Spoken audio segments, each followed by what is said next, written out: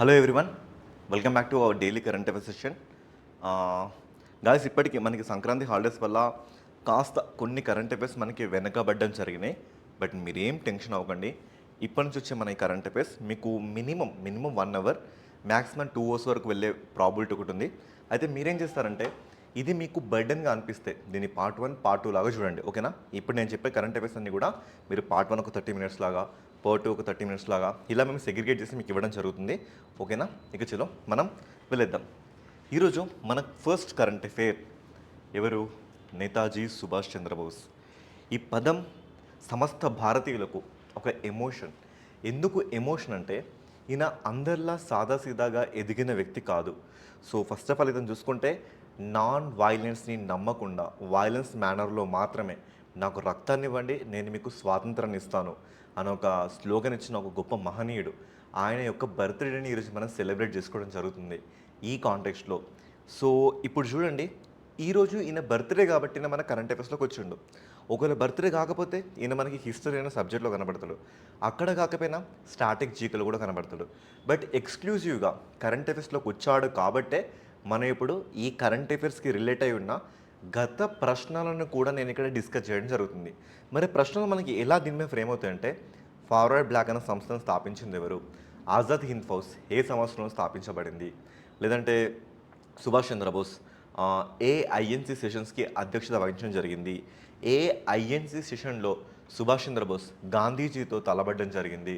Subhash Chandrabose and Nehru వీరిద్దరూ కలిసి ఏర్పాటు చేసిన రాజకీయ పార్టీలు ఏంటి?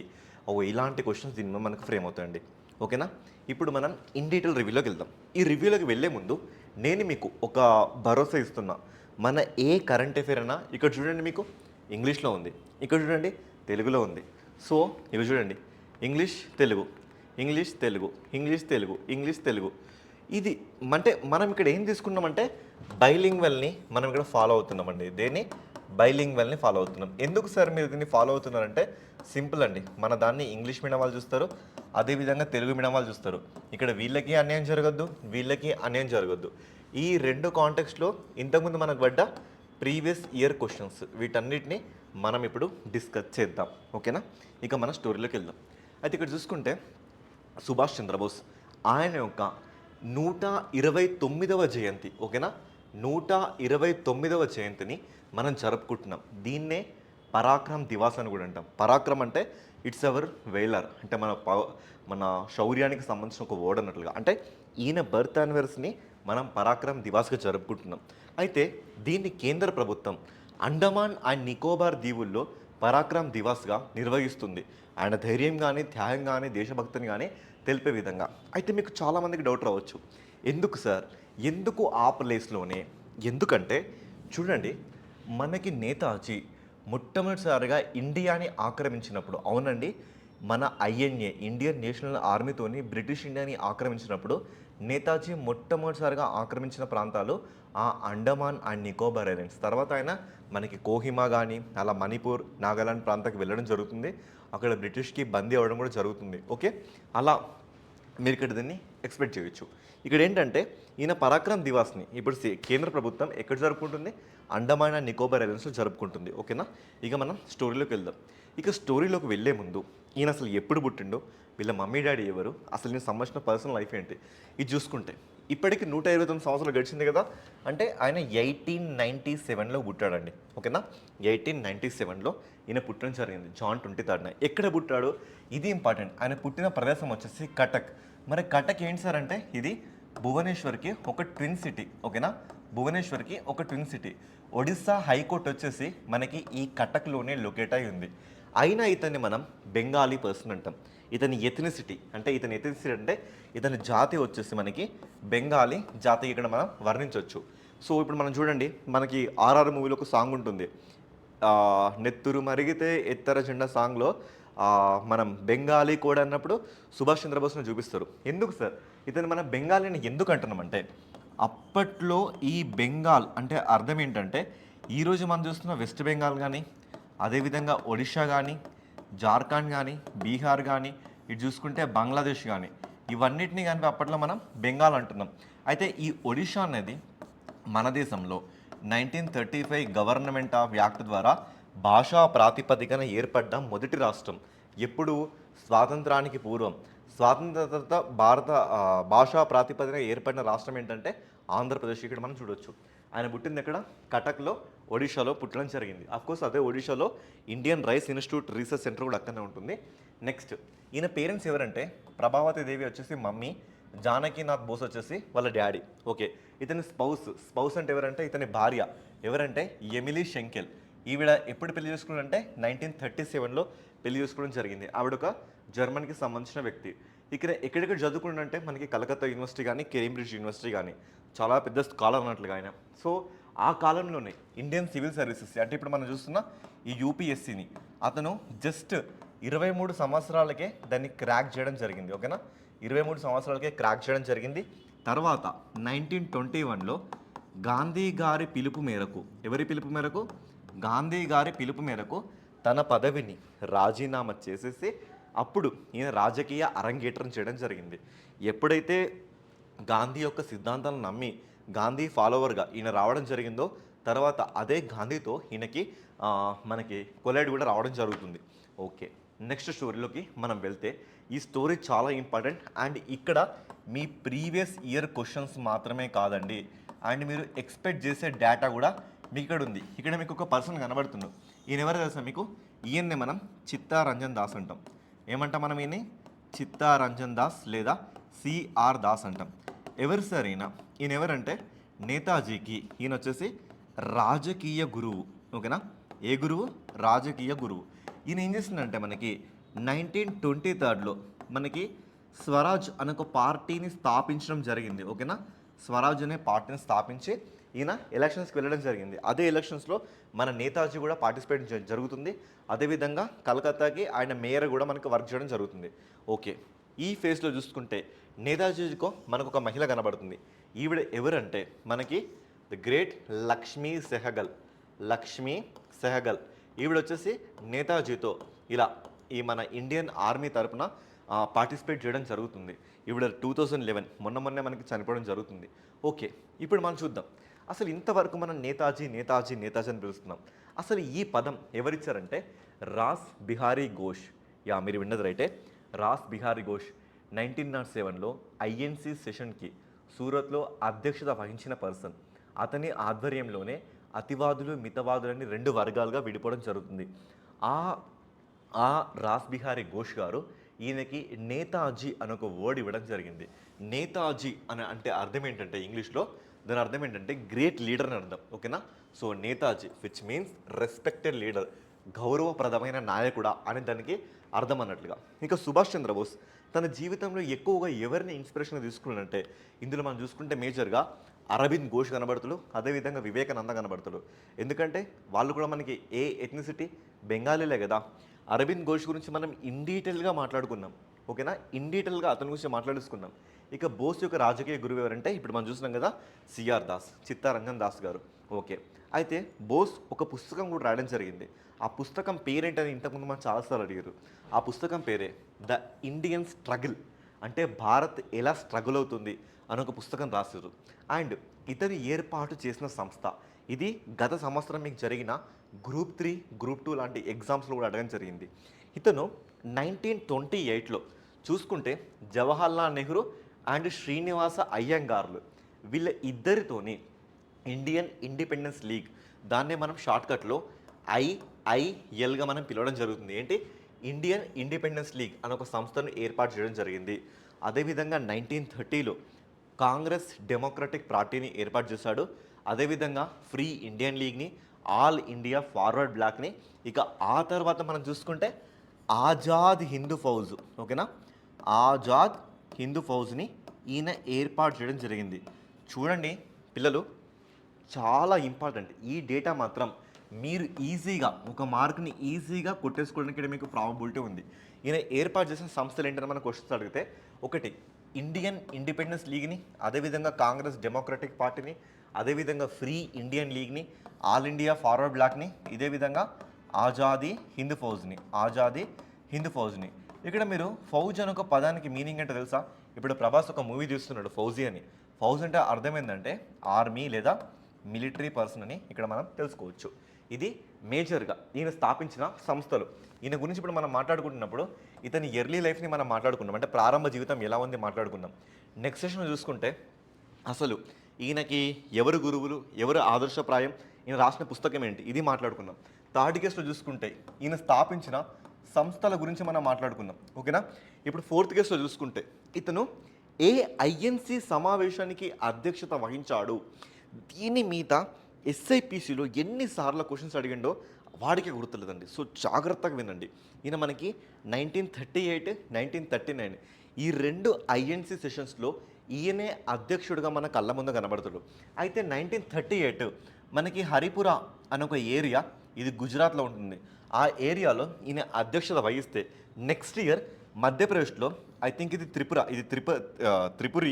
త్రిపుర కాదండి, దీని పేరు ఏంటంటే త్రిపురి. ఈ త్రిపురి అనే ఊర్లో ఈ హరిపుర అనేది ఏంటంటే ఇది ఒక గ్రామంలో ఏర్పాటు చేసిన మొట్టమొదటి ఐఎన్సి సెషన్ వచ్చేసి హరిపుర సమావేశం. అదేవిధంగా మధ్యప్రదేశ్లో త్రిపురి అనే ఏరియాలో మనకి అధ్యక్షత వహించినప్పుడు ఆ ఐఎన్సి సెషన్కి ఎవరు అధ్యక్షులుగా ఉండాలి అన్నప్పుడు ఒక పోటీ వచ్చిందండి. ఆ పోటీలో ఏంటంటే గాంధీ తరపున పట్టాభి సీతారామయ్య నిల్చుంటే ఇండిపెండెంట్గా మనకి సుభాష్ చంద్రబోస్ కనబడతాడు. అయితే అప్పుడు గాంధీ ఏమంటాడంటే ఒకవేళ ఈ అధ్యక్ష పోరులో పట్టాభి సీతారామయ్య ఓడిపోతే సాక్షాత్తుగా గాంధీ అయిన నేనే ఓడిపోయినట్లుగా అని ఒక వీరశపథం చేస్తే అందులో అతన్ని కాదు అని సుభాష్ చంద్రబోస్నే మ్యాక్సిమం పీపుల్ ఎన్నుకోవడం జరుగుతుంది. అలా సుభాష్ చంద్రబోస్ దీనికి అధ్యక్షత వహించిన టైంలోనే గాంధీ గారు మీరు ఎందుకంత ఇదవుతున్నారు, సరే ఈ అధ్యక్షత పదవి మీరే తీసుకోండి. ఒక వీరుడికి ఉండాల్సిన లక్షణం అర్థమైందా, అంటే గెలిచిన తర్వాత దాన్ని త్యాగం చేసే మనస్సాక్షి కూడా తనకు వచ్చింది. మీలో ఎంతమంది రేపు పొద్దున ఒక ఎస్ఐగాను, ఒక యూపీఎస్సీ అస్పిరెంట్గా, ఒక యూపీఎస్సీ ఆఫీసర్గాను అయ్యాక సమాజంలో జరుగుతున్న ఏదో ఒక ప్రాబ్లంతో మీరు ఆ పదవిని వదిలేస్తారా?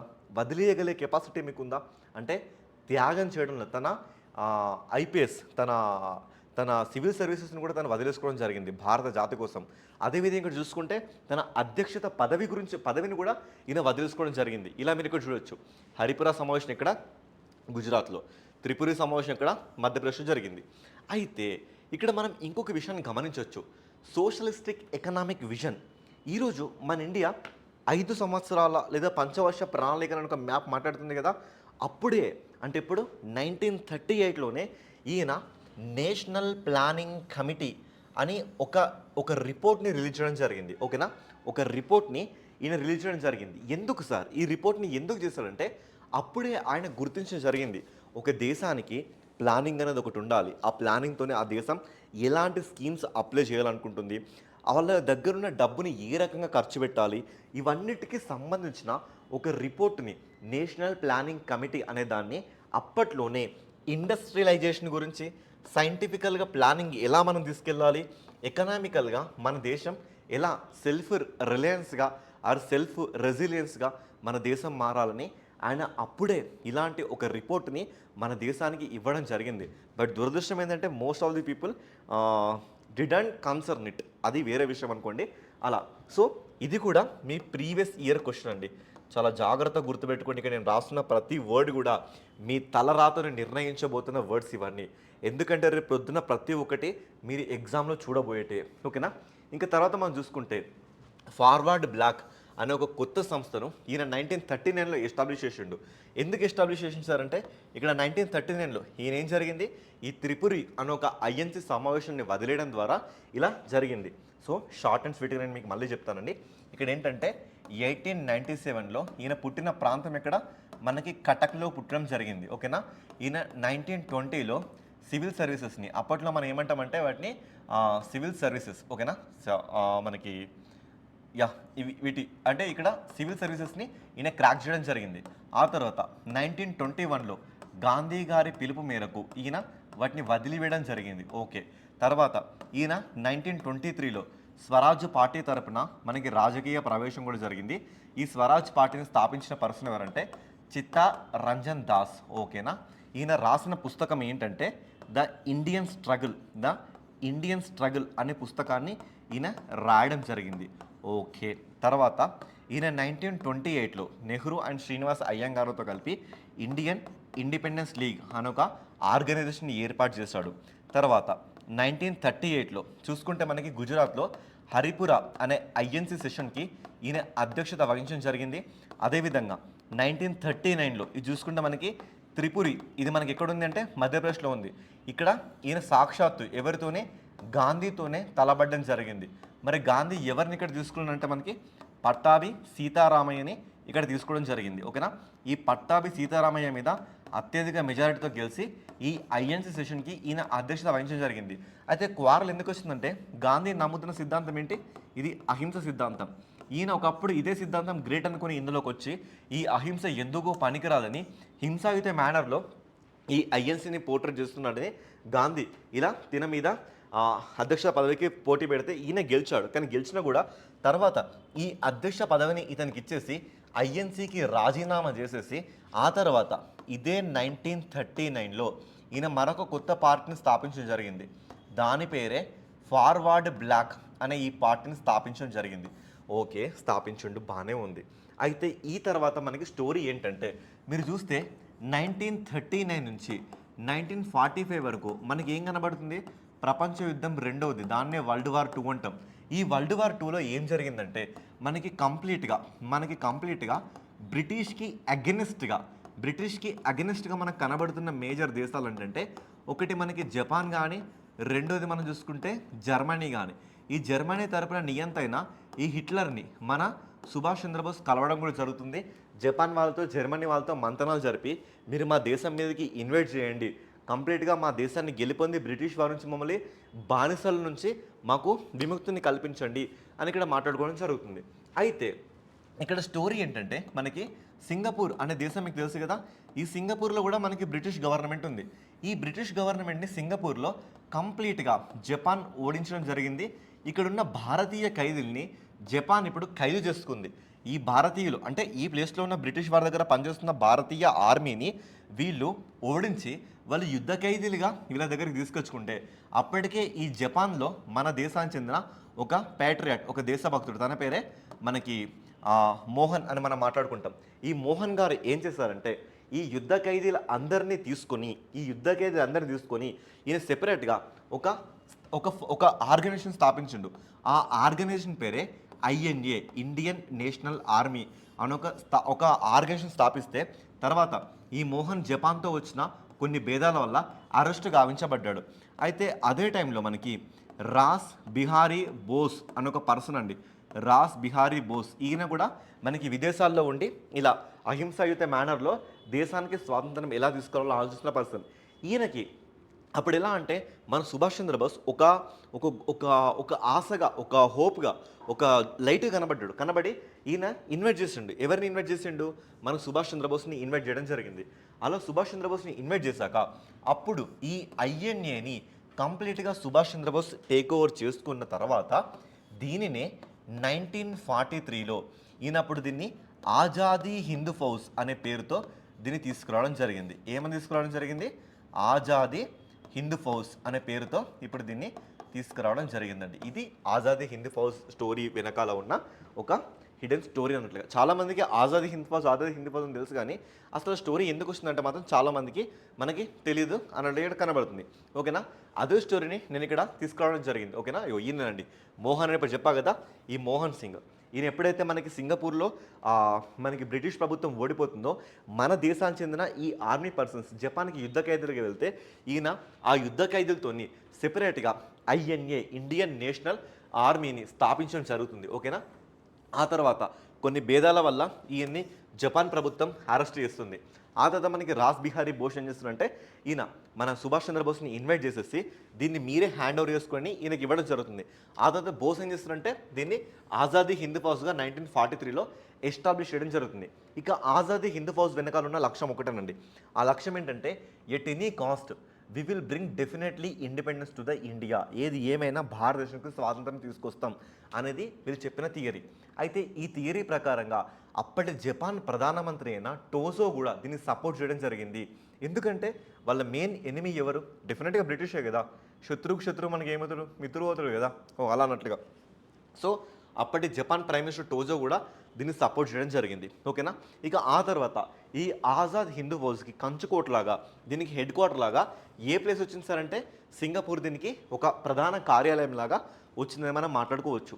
అయితే ఈ ఆజాదీ హిందూ ఫౌజ్ లోపల మనకు కొన్ని రెజిమెంట్లు ఉంటాయండి. రెజిమెంట్లు అంటే ఇప్పుడు ఈ దళం వీళ్ళది, ఈ దళం వీళ్ళది, ఈ దళం వీళ్ళది, ఇది వాయుదళం, ఇది మనకి నావికా దళం, ఇది మన ఆర్మీ దళం, ఇట్లా మనం మాట్లాడుకుంటాం కదా. ఇగో ఇందులో ఉన్న ఈ రెజిమెంట్లను చాలాసార్లు మనకు క్వశ్చన్ అడగడం జరుగుతుంది. ఇందులో కొన్ని రెజిమెంట్లు మనకు చాలా ఇంపార్టెంట్ అండి. ఒకటి వచ్చేసి మనకి స్వరాజ్య రెజిమెంట్. ఇది ఎవరి అధ్యక్షత కింద ఉంది అంటే జిఎస్ థిల్లన్ అధ్యక్షత అంటే ప్రెసిడెన్సీ. ఓకేనా. జిఎస్ థిల్లన్ కింద మనకి స్వరాజ్య రెజిమెంట్ కనబడుతుంది. నెక్స్ట్ బోస్ రెజిమెంట్ వచ్చేసి మనకి షానవాజ్ ఖాన్ కింద ఉంది. ఇప్పుడు మహిళలకు మాత్రమే ఉన్న సెపరేట్ ఝాన్సీ రెజిమెంట్ వచ్చేసి కెప్టెన్ లక్ష్మీ సెహగల్ కింద వర్క్ చేస్తుంది. చూడండి ఈవిడ మనకి కెప్టెన్ లక్ష్మీ సెహగల్ ఆవిడ కింద పనిచేస్తుంది. అదేవిధంగా గాంధీకి రెస్పెక్ట్గా గాంధీ రెజిమెంట్ని, నెహ్రూకి రెస్పెక్ట్గా నెహ్రూ రెజిమెంట్ని ఈయన ఇక్కడ ఇవ్వడం జరిగింది. ఈ విధంగా మీరు ఈ ఆజాదీ హిందూ ఫౌజ్ సంబంధించిన స్టోరీని గమనించవచ్చు. అయితే ఇక్కడ ఇది most recent current affair and జాగ్రఫీలో కూడా ఇది మనకి ఇంపార్టెంట్ టాపిక్. అయితే ఈ టాపిక్లో మనకి నరేంద్ర మోదీ గారు ఎందుకు వచ్చారు అనేది మన స్టోరీ. ఎందుకు వచ్చారంటే చూడండి, మనకి ఆజాదీ హిందూ ఫౌజ్ ఎప్పుడు ఎస్టాబ్లిష్ అయింది? 1943లో కదా. ఎస్, ఇది 1943లో. మన 1943కి మన 75 కలిపితే ఎంత? సో ఇది చూసుకుంటే మనకి 8, ఇది చూసుకుంటే మనకి 2018. ఈ 2018కి ఆజాదీ హిందూ ఫౌజ్ ఎస్టాబ్లిష్ అయ్యి 75 సంవత్సరాలు పూర్తవుతుంది. ఈ 75 సంవత్సరాలని మనం తెలుగులో ఏమంటాం? Platinum Jubilee. ఇప్పుడు సిల్వర్ జూబ్లీ అని, గోల్డెన్ జూబ్లీ అని, డైమండ్ జూబ్లీ అని, ప్లాటినం జూబ్లీ అని పిలుస్తాం కదా. అగో ఈ 75 ఇయర్స్ని కమ్మెమరేట్ చేసుకొని మన బీజేపీ గవర్నమెంట్ నరేంద్ర మోదీ గారు ఆయన ఎప్పుడైతే అండమాన్ అండ్ నికోబార్ దీవుల్ని కొన్ని దీవుల్ని ఆక్రమించడం జరిగిందో ఆ అండమాన్ అండ్ నికోబార్ ఐలాండ్స్లో కొన్ని ఐలాండ్స్ పేర్లు ఇప్పటికీ బ్రిటిష్ వాళ్ళ పేర్ల మీదనే ఉంటే ఆ పేర్లని ఈ గవర్నమెంట్ మార్పు చేయడం జరిగింది. మీరు అబ్జర్వ్ చేస్తే ఇదే అండమాన్ నికోబార్ ఐలాండ్ క్యాపిటల్ పేరేంటి మనకి? పోర్ట్ బ్లేర్. ఆ పోర్ట్ బ్లేర్ పేరుని ఇప్పుడు ఏమని మార్చారు? శ్రీ విజయపురంగా మార్చారు. ఓకేనా. ఇక్కడ మనం చూసుకుంటే ఈ గవర్నమెంట్ ఏం చేసిందంటే మనకి నీల్ అనే ద్వీపాన్ని షహీద్ అనే ద్వీపంతోనే పేరు మార్పు చేశారు. ఇక్కడ చూడండి తెలుగులో నీల్ అనే ద్వీపాన్ని షహీద్ ద్వీపంగా మార్చారు. తర్వాత హావలాక్ అనే ద్వీపాన్ని స్వరాజ్ ద్వీపంగా మార్చారు. ఆ తర్వాత రాస్ అనే ద్వీపాన్ని సుభాష్ చంద్రబోస్ ద్వీపంగా ఇక్కడ మార్పు చేయడం జరిగింది. ఓకేనా. అయితే ఇక్కడ మీరు చూడండి, అది 1943లో ఎస్టాబ్లిష్ అయింది కదా. ఏంటి? ఆజాదీ హిందూ ఫౌజ్. ఆ ఎస్టాబ్లిష్ అయిన ఈ ఆజాదీ హిందూ ఫౌజు తర్వాత 1944లో మన దేశంలో నాగాలాండ్లో కోహిమా కానీ, అదేవిధంగా మణిపూర్లో కొన్ని ఏరియాస్లో కానీ, అంటే వీళ్ళందరూ ఏంటంటే చలో ఢిల్లీ అనే ఒక ప్రోగ్రామ్ తీసుకొచ్చారండి. అంటే సింగపూర్ నుంచి చలో ఢిల్లీ అనే ప్రోగ్రామ్కి వచ్చి ఢిల్లీ వరకు వచ్చి మెల్లిగా బ్రిటిష్ మొత్తాన్ని ఆక్రమిద్దామన్నది బోస్ గారి వాదనట్లుగా ఈ ఆజాదీ హిందూ ఫౌజ్ అనేది మన దేశానికి సంబంధించిన ఒక ప్యారలల్ గవర్నమెంట్గా, అంటే సమాంతర స్థాయి గవర్నమెంట్గా దీన్ని సింగపూర్ నుంచి ఈయన నడిపించడం జరిగింది. దానికంటూ సెపరేట్ కరెన్సీ, దానికంటూ స్పెషల్ మంత్రిత్వ వర్గం, ఇవన్నీ కూడా ఆ ఆజాదీ హిందూ ఫౌజ్కి ఆ రోజులోనే ఏర్పడడం జరిగింది. అలా మన కళ్ళ ముందుకి ఆజాదీ హిందూ ఫౌజ్ మన దేశాన్ని ఆక్రమిద్దామని వచ్చి బ్రిటిష్ వారి చేత ఇది అణచివేయబడి ఆ తర్వాత ఎర్రకోట వివాదంగా వీళ్ళందరినీ యావజ్జీవ కారాగార శిక్షలు విధించడం జరిగింది. అంటే ఇందులో ఎవరైతే మనకి పార్టిసిపేట్ చేయడం జరిగిందో వాళ్ళని ఆ తర్వాత శిక్షలు కూడా విధించడం జరిగింది. ఓకేనా. ఇలా మీరు చూసుకోవచ్చు. ఓకే. నెక్స్ట్ ఇప్పుడు ఆజాదీ హిందూ ఫౌజ్ సంబంధించి మనని ఎగ్జామ్స్లో తరచుగా కొన్ని క్వశ్చన్స్ అడుగుతున్నారు. ఆ క్వశ్చన్స్ ఏంటి అంటే ఈ ఆజాదీ హిందూ ఫౌజ్కి సంబంధించి గవర్నమెంట్కి సంబంధించిన ఒక పతాకం. ఓకేనా. దీన్నే ఒక ఫ్లాగ్ అంటాం. ఈ ఫ్లాగ్ మధ్యలో ఉన్న సింబల్ ఏంటంటే రాట్నం మనకు కనబడుతుంది. ఇక వీళ్ళు యుద్ధానికి వెళ్తున్నప్పుడు ఈ ఆజాదీ హిందూ ఫౌజ్లో మనకు కనబడుతున్న ఒక సింబల్ ఏంటంటే ఇది రాయల్ బెంగాల్ టైగర్. ఎందుకంటే వాళ్ళు బెంగాలీ పర్సన్సే కదా. అలా ఆ బెంగాల్ టైగర్ని పట్టుకున్న ఒక ఫొటోస్ కూడా మనం చూడొచ్చు. ఈ పీడిఎఫ్ ఎక్కడ పోతుందని మీరు వర్రీ అవ్వకండి. ఈ పీడిఎఫ్ మొత్తం కూడా మన టెలిగ్రామ్ గ్రూప్స్లో మీకు అవైలబుల్గా ఉంటుంది. మీరు ఏం వర్రీస్ అవ్వాల్సిన అవసరం లేదు. ఓకేనా. ఇక్కడ మీరు చూసుకుంటే ఆజాదీ హిందూ ఫౌజ్ మనకి ఎప్పుడు ఏర్పడ్డది? ఇది 1943లో ఏర్పడ్డది. డే టైం మీరు గుర్తుపెట్టుకోకండి. ఓకేనా. తర్వాత ఇది ఎవరి చేత ధృవీకరించబడ్డదంటే జపాన్ కానీ, అదేవిధంగా జర్మనీలో చూసుకున్న నాజీ ప్రభుత్వం. ఈ నాజీ ప్రభుత్వానికి హెడ్ ఎవరు సార్ అంటే మనకి హిట్లర్ అని ఇక్కడ మనం మాట్లాడుకోవచ్చు. ఓకేనా. నాజీల మించినౌరా నైజాము సర్కరోడా అని ఇలా మనం పాటలు పాడతాం కదా, అలా అన్నట్లుగా. తర్వాత ఇక ఈ ఆజాదీ హిందూ ఫౌజ్ సంబంధించిన క్యాపిటల్గా వీళ్ళు పోర్ట్ బ్లేర్ని తీసుకోవడం జరిగింది. ఓకేనండి. అదేవిధంగా ఈ ఆజాదీ హిందూ ఫౌజ్కి నాయకుడు కానీ ప్రైమ్ మినిస్టర్ కానీ సుభాష్ చంద్రబోస్ మనకు కనబడతారు 1943 టు 1945. ఎందుకు సార్ ఇక్కడి వరకు జరిగిందంటే ఆ తర్వాత ఒక ఫ్లైట్ క్రాష్లో ఈయన చనిపోయాడని మనకు కొన్ని విషయాలు చెప్తున్నాయి. తర్వాత వీళ్ళకి సంబంధించిన కరెన్సీ అది చూసుకుంటే మనకి రూపాయిగానే కనబడుతుంది. ఓకేనా. వీళ్ళకి సంబంధించిన అందెం అంటే వీళ్ళ గీతం, వీళ్ళు ఒక సాంగ్ వాడుకుంటారు కదా, ఇప్పుడు మన వందే మాత్రం జనగణ మన వాడినట్లుగా వీళ్ళు సుబసుక్ చైన్ అనే ఒక సాంగ్ వీళ్ళకు ఉంటుందండి. తర్వాత వీళ్ళ కౌన్సిల్ ఆఫ్ మినిస్టర్స్, ఇది చాలా ఇంపార్టెంట్ అండి. దీని మీద మనకి ఇంతకుముందు క్వశ్చన్స్ ఫ్రేమ్ అవుతున్నాయి. సుభాష్ చంద్రబోస్ ఏ మంత్రి శాఖలు తీసుకుంటే ప్రధానమంత్రిగా, విదేశీ వ్యవహార శాఖ మంత్రిగా, రక్షణ మంత్రిగా, ఈయనే దేనికి ఆజాదీ హింద్ ఫౌజ్కి నాయకత్వం వహించిండు. తర్వాత కెప్టెన్ లక్ష్మీ సెహగల్ మహిళల సమాఖ్యకు సంబంధించిన ఒక మంత్రిగా కనబడుతుంది. అదేవిధంగా ఎస్ఏ అయ్యర్ ఈయన ప్రసారాలు మరియు ప్రచారం బ్రాడ్కాస్టింగ్ శాఖకి ఈయన అధ్యక్షుడిగా ఉన్నాడు.